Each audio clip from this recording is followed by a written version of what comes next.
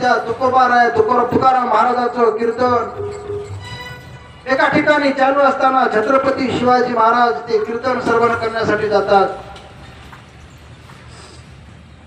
आणि गेल्यानंतर ती बातमी त्या मुघल लोकांना कळते की म्हणजे या ठिकाणी तुकोबारायाचं कीर्तन चालू आहे आणि ते कीर्तन श्रवण करण्यासाठी तो छत्रपती आलेला आहे आणि त्या छत्रपतीला आपल्याला आता पकडता येते धरता येते अशी बातमी त्या मुघल लोकांना कळाली आणि ती कळताच सगळी मुघल सेना ज्या दरबारामध्ये ज्या भगवंताच्या मंदिरामध्ये कीर्तन चालू आहे त्या कीर्तनाच्या भोवती सर्व मुघल सेना येऊन घेर घातलेला आहे आणि बाहेर मुघलाची सेना आलेली आहे समोर त्या मंदिरामध्ये तुकाराम महाराज कीर्तन करत आहेत आणि त्या कीर्तन श्रवणासाठी आपले छत्रपती शिवाजी महाराज त्या तुकोबाराया समोर बसून त्या कीर्तनाचा आनंद घेत आहेत हे कलियुग आवडलं तरी असेल पण त्या संतांच्या संगतीमध्ये गेल्यानंतर त्या संतांच्या संगतीमध्ये गेल्यानंतर किती एक फायदा होतो त्याचं फळ कसं प्राप्त होते हे थोडं सांगण्याचा माझा प्रयत्न आहे आणि तो छत्रपती शिवाजी महाराज त्या तुकोबारायाचं कीर्तन श्रवण करतात कीर्तन त्या ठिकाणी सुरुवात झालेला आहे अभंगाला सुरुवात झालेली आहे तुकोबाराय त्या पांडुरंगाचं वर्णन त्या ठिकाणी करत आहेत आणि ते आनंदानं अतिशय मन लावून त्या देहाचं भान विसरून शिवाजी महाराज त्या ठिकाणी त्या कीर्तनाचं श्रवण करतात आणि त्या मंदिराच्या चौबा चुकून त्या मुघलाचं सैन्य आलेलं आहे ही बातमी हा म्हणतात त्या तुकोबारायांना समजली आणि समजता तुकोबाराय त्या ठिकाणी त्या कीर्तनामधूनच त्या भगवंताला विनंती करतात त्या पांडुरंगाला विनंती करतात देवा म्हणले या ठिकाणी तुझ्या नामाचा गजर चालू आहे या ठिकाणी तुझ्या नामाचं चिंतन चालू आहे आणि या ठिकाणी माझ्या समोर या स्वराज्याचा मालक असणारा छत्रपती शिवाजी हा जाणता राजा आहे आणि माझ्या संगतीमध्ये जर तो जाणता राजा आला असेल आणि या ठिकाणी माझ्या संगतीमध्ये येऊन जर त्या जाणता राजाला जर काही बरं वाईट होईल आणि अशी वेळ माझ्यावर येऊ नवं हे सर्व महाराष्ट्र नवे सर्व या जगातले लोक त्या तुकाराम महाराजांच्या कीर्तनामध्ये आमचा जाणता राजा गेला आणि त्या ठिकाणी त्या मुघलांनी त्या शिवरायांचं बरं वाईट केलं अशी अपकीर्ती माझी होईल अशी विनंती त्या कीर्तनामधून तुकाराम महाराज त्या पांडुरंगाला करत आहेत त्या ठिकाणी त्या विठ्ठल विठ्ठल नामाचा त्या कीर्तनामध्ये गजर चालू आहे ती मुघल सेना असणारी त्या मंदिराच्या भोवताल फिरती आहे खरोखरच त्या काळामध्ये सुद्धा ती मुघल सैन्य जरी असेल तरी त्या कीर्तनामध्ये येऊन भंग करायची हिंमत नव्हती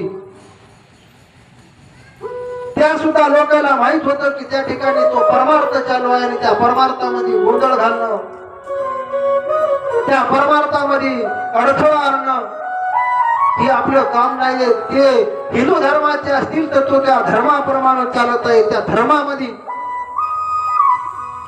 अडचण निर्माण करणं आपला कार्य नाही म्हणून त्या ठिकाणी कीर्तन संपल्यानंतरच आपण त्या शिवाजी महाराजांना पकडू अशा प्रकार निर्धार करून ते मुघल सेना कीर्तन केव्हा संपल याची वाट बघत त्या मंदिराच्या भोवती अफाट अशी असणारी सेना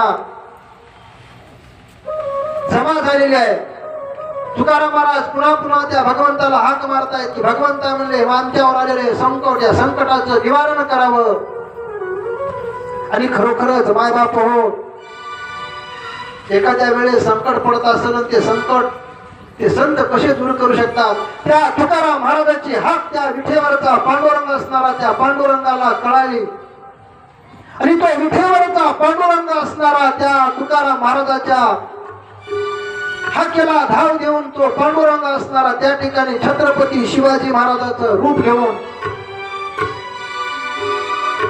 त्या ठिकाणी त्या मंदिराच्या बाहेर घोड्यावर बसून शिवाजी महाराजाच्या रूपामध्ये असलेला तो पांडुरंग त्या ठिकाणी त्या धावतो आहे आणि तो धावत असताना त्या सर्व मुघल लोकांना कळालेला आहे की शिवाजी महाराजाला ही बातमी कळाली आणि तो शिवाजी महाराज आता या मंडपातून या कीर्तनातून पळून जातोय अशी बातमी सर्व त्या मुघल सैन्याला कळल्याबरोबर सगळी त्या मंदिराभोवती जमा झालेली सेना त्या छत्रपती शिवाजी महाराजांच्या पाठीलाग जात आहे आणि तो जात असलेला शिवाजी महाराज मात्र केवळ तो पांडुरंग आहे. त्या पांडुरंग त्या छत्रपती शिवाजी महाराजांचं रूप घेऊन जातोय.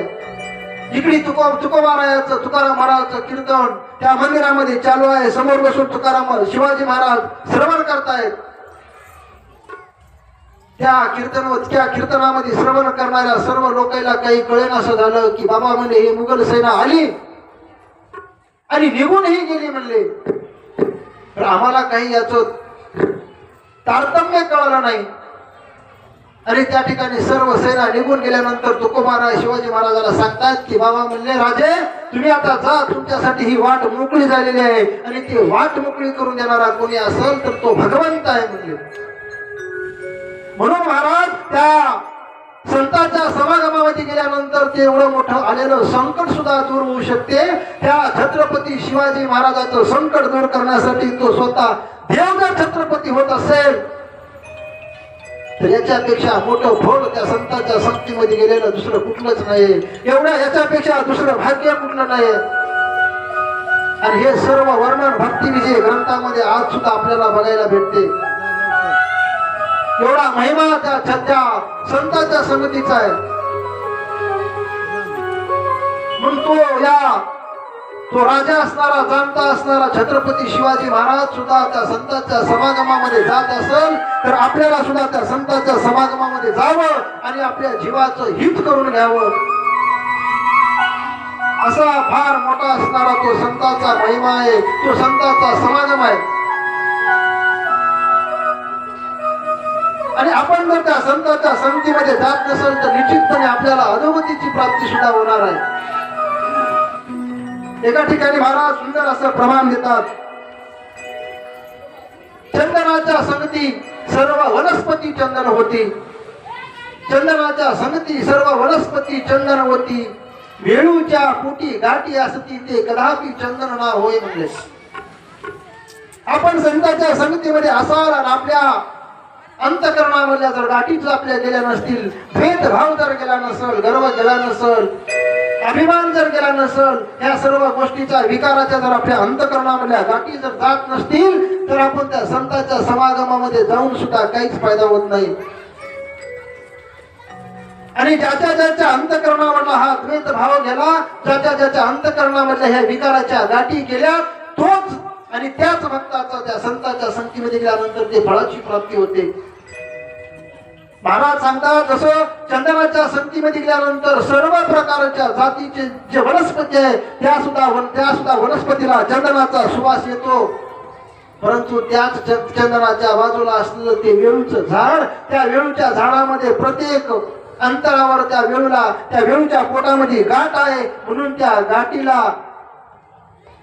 म्हणून त्या वेळूला कधीच त्या चंदनाचा सुवास येत नाही, त्या चंदनाचा सुगंध येत नाही. कारण का तर त्या वेळूच्या पोटामध्ये गाठी आहेत विकाराच्या, अभिमानाच्या, गर्वाच्या, द्वेषाच्या. आणि जोपर्यंत आपल्या अंतकरणावरला तो द्वेष भाव जात नाही तोपर्यंत आपण संतांच्या संगतीमध्ये असाल. तुमच्या मुखामध्ये कितीही जरी भगवंताचं नाम असेल, तुम्ही कितीही जरी परमार्थ करत असाल, याला महत्व नाही. आपण कितीही जरी परमार्थ करत असाल याला महत्व नाही. आपण कसा परमार्थ करतो याला मात्र निश्चितपणे महत्व आहे. आपल्या अंतकरणामधला द्वैत भाव किती गेलाय, आपल्या अंतकरणामधला विकार किती गेलाय हे बघणं फार महत्वाचं आहे. आणि सुंदर प्रकारचं त्याच ज्या प्रकारे त्या वेळूच्या पोटामध्ये असलेले ते गाठी निघून जातात त्यावेळेस भगवंत श्रीकृष्ण सुद्धा त्याच वेळूला आपल्या ओठाशी लावतात. एवढं सामर्थ्य आहे. जोपर्यंत त्या वेळूच्या पोटामधल्या गाठी फुटत नाही तोपर्यंत त्याला कोणी भगवत नाही. आणि ज्या वेळेस त्या वेळूच्या पोटातल्या गाठी फुटल्याबरोबर त्याच वेळूची बासुरी करून भगवंत आपल्या ओठाला लावतात. बासरी म्हणजे दुसरं काही नसून हा नरदेह आहे. जोपर्यंत आपल्या या नरदेहामध्ये त्या वासुरीला सुद्धा 9 छिद्र आहेत, त्या नरदेहाला सुद्धा 9 छिद्र आहेत. भगवंताने आम्हाला खूप समजून सांगण्याचा प्रयत्न केलेला आहे. तुमच्या पोटामधल्या जर गाठी जात असतील, ते वासरी म्हणजे हा नरदेह आहे. त्या नरदेहामधल्या जर अंतःकरणामधल्या जर हे विकार आपल्या बाजूला जात असेल, हा गर्व अभिमान द्वेषपणाची भावना जर बाजूला जात असेल, तर निश्चितपणे मी या नरदेहाला माझ्या मुखाशी लावण्याचा प्रयत्न करेन, असं त्या ठिकाणी त्या वासुरीचं उदाहरण देऊन आम्हाला समजून सांगण्याचा प्रयत्न करतात. म्हणून मायबाप हो, आपण करत असलेला परमार्थ, त्या परमार्थामध्ये निखळ असा परमार्थ व्हावा, निर्मळ असा परमार्थ व्हावा. त्या ठिकाणी मीपणाची कुठेतरी आव आपली बाजूला गेली पाहिजे. आणि हे मी करत असलेलं कार्य कुठेतरी मी करत आहे, हा मीपणा कुठेतरी दूर गेला पाहिजे, तरच त्या भगवंत आपल्याला जवळीक करतात. म्हणून या जीवनामध्ये आपल्याला गुरु करणं फार महत्वाचं आहे. आणि गुरुशिवाय आपल्याला त्या बीज मंत्राचा कोणी मंत्र सांगत नाहीत. आणि एका ठिकाणी महाराज सांगतात, नाम घेता ऐसा,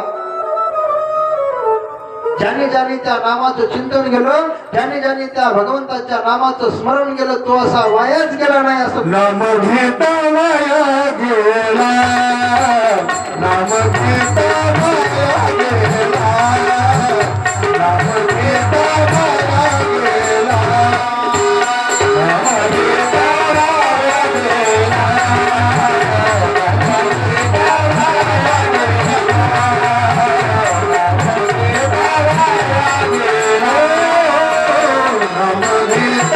वाया गेला,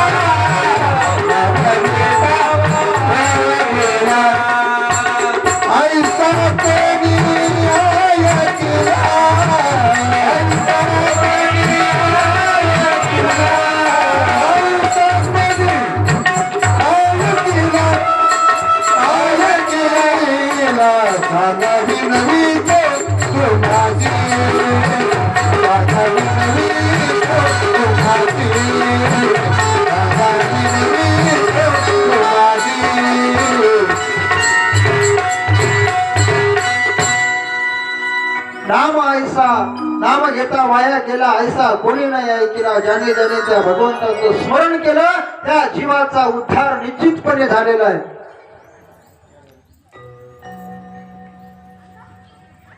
म्हणून आपल्याला या जीवनामध्ये गुरु करणं फार महत्वाचं आहे. ज्ञानेश्वर महाराज सुद्धा एका ठिकाणी सांगतात, श्री गुरु सारखा असता पाठीराखा, इतराचा लेखा कोण करी. ज्ञान देव म्हणे तरलो तरलो, आता उद्धरलो गुरु कृपे. अशा प्रकार त्या आपल्या गुरुची जर कृपा झाली, ज्ञानेश्वर महाराज सुद्धा ज्ञानियाची ज्ञानी असणारे, सर्व विश्वाची माऊली असणारी ती माऊली सुद्धा आम्हाला सांगून जाते, आता उद्धरलो उद्धरलो गुरु कृपे. गुरुची कृपा माझ्यावर झाली आणि मी आता उद्धरून गेलो. अशा प्रकारचा बोध आम्हा तुम्हाला सांगून जातात. तुकाराम महाराज सुद्धा एका ठिकाणी सांगतात, सद्गुरु वाचून सापडेना सोय, धरावे ते पाय आधी आधी. त्या सद्गुरूचे पाय धरल्याशिवाय आपल्याला सोय सापडत नाही, या जीवाची गती सापडत नाही. त्यासाठी आपल्याला त्या गुरुचे पाय धरावे लागणार आहेत. आणि एकदा नाही तर महाराज सद्गुरु वाचून सापडेना सोय, धरावे ते पाय आधी आधी 2 वेळेस महाराज सांगले. एकदा जर आपल्या लक्षात बसत नसेल, आणि तुकोबारायला माहित आहे हे कलियुग आहे, कलियुगामध्ये लोकायला लवकर लक्षात बसत नाही, म्हणून 2दा सांगण्याचा प्रयत्न केलाय. लोहे परिसासी न साहे उपमा, तैसी सद्गुरु महिमा आगाध आहे. आपणा सारिके करीती तात्काळ, नाही काळ वेळ तया लागे. जर आपण त्या गुरुच्या संगतीमध्ये गेलात आणि त्या संगतीमध्ये गेल्यानंतर जसं त्या लोखंडाची संगत परिसाला लागल्याबरोबर त्या लोखंडाचं सोनं होऊ शकते, पण त्याच्याही पलीकडे जाऊन मला सांगतात, जर त्या सद्गुरूची संगत आपल्याला झाली तर तसेच सद्गुरू सारखंच एखादं लोखंड जर त्या परिसाला लागलं तर परिस करायची ताकद त्या परिसामध्ये नाही. सोनं करू शकते पण परिस करू शकत नाही. पण सद्गुरू महाराजांचा महिमा आगाध आहे. गुरु होवा चोडी केले अनुष्ठान,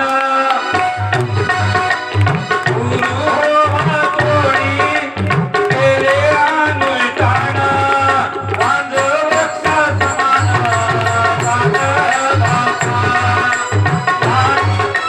वांज वृक्षा समान वांज बापा,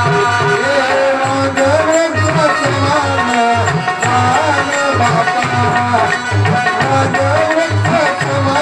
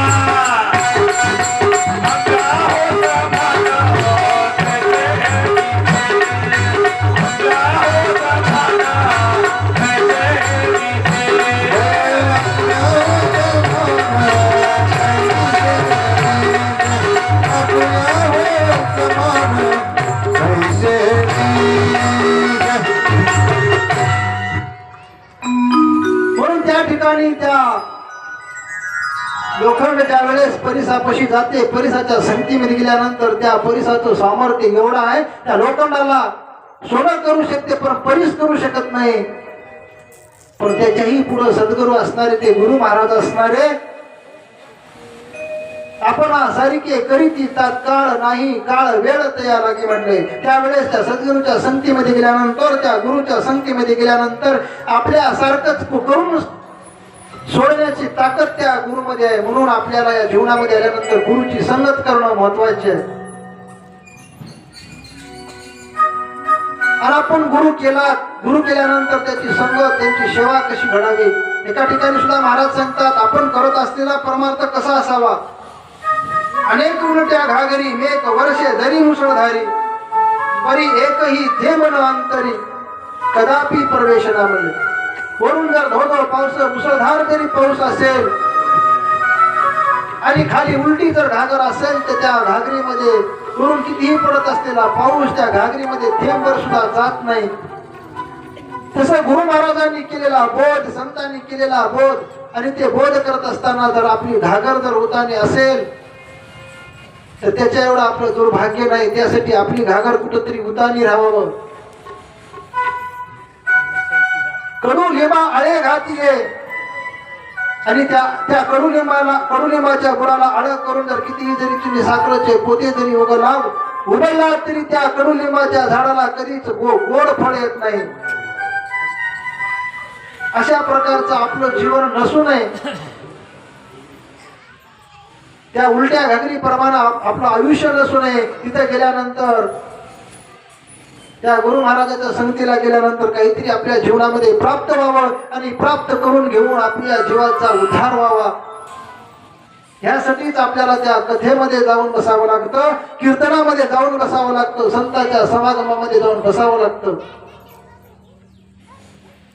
आणि गुरुचं महात्म्य आतापासून नाही तर गुरुचं महात्म्य त्या सत्ययुगापासून, त्या कृत्ययुगापासून त्या कलियुगापर्यंत आहे. महाराज एका ठिकाणी सांगतात, गुरुनामाचा अगाध महिमा वर्णो मी काही, गुरुनामाचा महिमा अगाध वर्णो मी काही, ब्रह्म विष्णू रुद्र तरले पुराण साक्ष पायी. सनक सनकाधिक पुत्र ब्रह्म्याचे विख्यात, हंस अवताराने उपदेश केला करता युगात. त्रेतायुगी रामचंद्र प्रभू अवतरले, वशिष्ठ गुरु केले हितासाठी शरण गेले, गुरु भजनी तरले. त्या रामचंद्र प्रभूंनी सुद्धा त्या वशिष्ठ ऋषीला गुरु केले. तो भगवंत असणारा त्या भगवंताला गुरु करायची काय गरज, पण त्यांनी सुद्धा ते गुरुमार्ग अवलंबन केला, त्या गुरुमार्गाचं आचरण केले. तो रामचंद्र प्रभू सुद्धा त्या गुरुच्या सहवासामध्ये राहिले.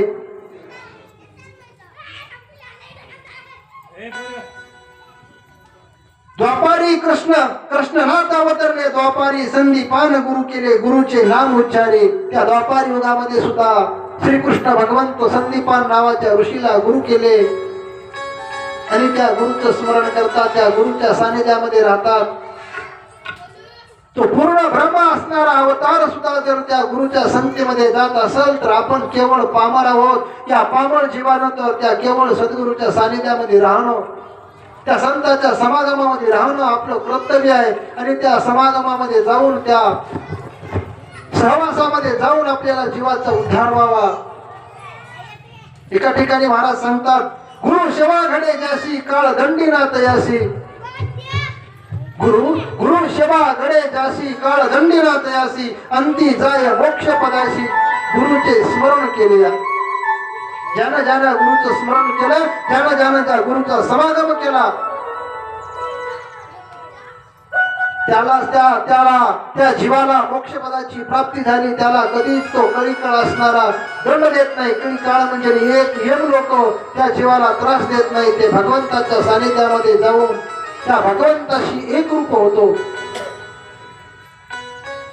गुरुचाही परमगुरु दत्तात्रय जगद्गुरु, त्याच्या कृपेचा अंकरू हृदयी माझ्या प्रगटला.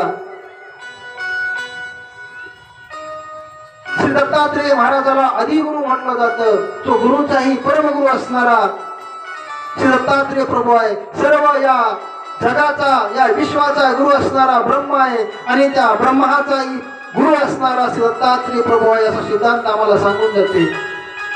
ब्रह्म सर्वाचे प्रकाशक गुरु, त्याचाही प्रकाशक गुरु विन अधिक नाही या जगी पूजत्वे म्हणले. गुरुपेक्षा श्रेष्ठ आपल्या या जीवनामध्ये दुसरा कोणीच नाही. मी जाईल ज्याच्या योनी माय बाप भेटतील दोन्ही परी, तुम्ही गुरु निर्विकल्प दानी नरदेहा वाचुनी सापडेना म्हणले. या जीवाला प्रत्येक जन्मामध्ये, प्रत्येक योनीमध्ये गेल्यानंतर आई बाप भेटू शकतात, पण गुरु हे केवळ या नरदेहामध्येच भेटू शकते. आणि त्या गुरुच्या संगतीमध्ये जाऊनच या जीवाचा आपल्याला उद्धार करून घेता येते. असं हे गुरुचं महात्म्य आहे, असं या संतांचं महात्म्य आहे.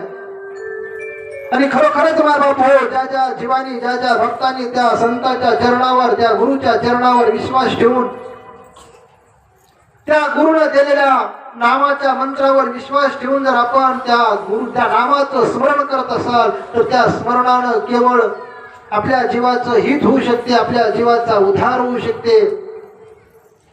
असाच विश्वास त्या चरणावर ठेवून आपण परमार्थ करावा, आपलं जीवन व्यतीत करावं. आणि आपल्याला जशी घडेल तशा प्रमाणे त्या संतांची संगत, संतांची सेवा, तशाच प्रकारे त्या गुरुची सेवा घडावी.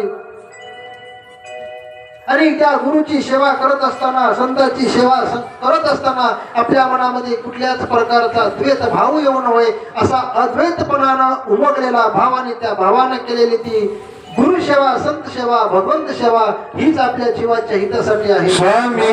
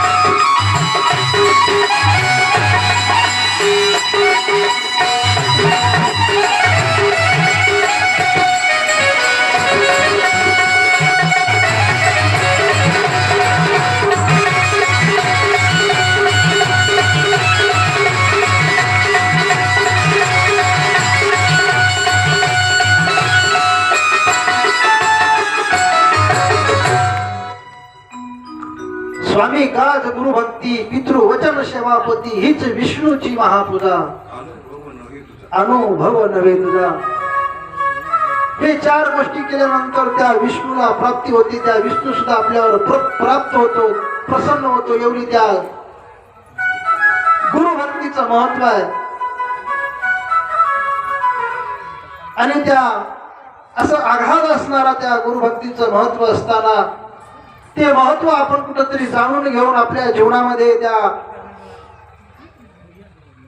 गुरुची सेवा घडावी. आणि ज्याला ज्याला गुरुची सेवा घडली तो जीव मोक्षपदाला जातो.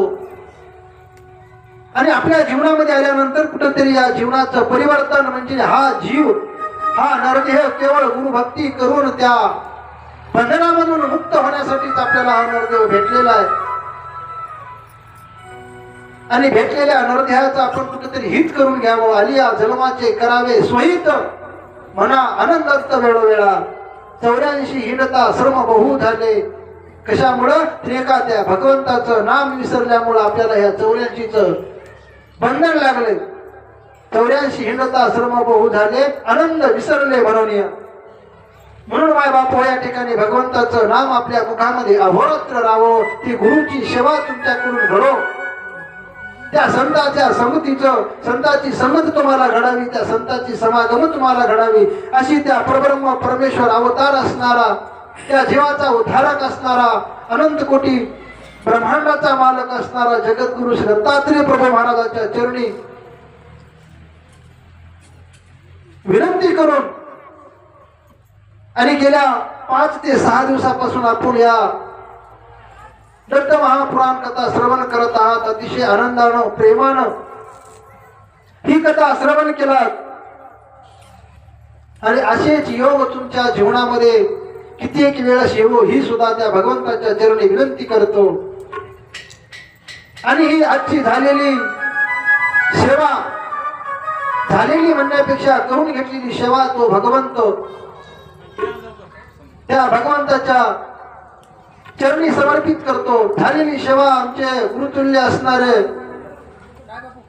बालयोगी श्री दत्तभक्त पारायण नित्यानंद महाराज यांच्या सुद्धा चरणी समर्पित करतो. झालेली सेवा तुमच्या सर्व या ठिकाणी जमलेल्या सद्भक्तांच्या चरणी समर्पित करतो. आणि शेवटी त्या भगवंताच्या नामाचा जयघोष करून आपण या कथेला या ठिकाणी पूर्ण विराम देणार आहोत.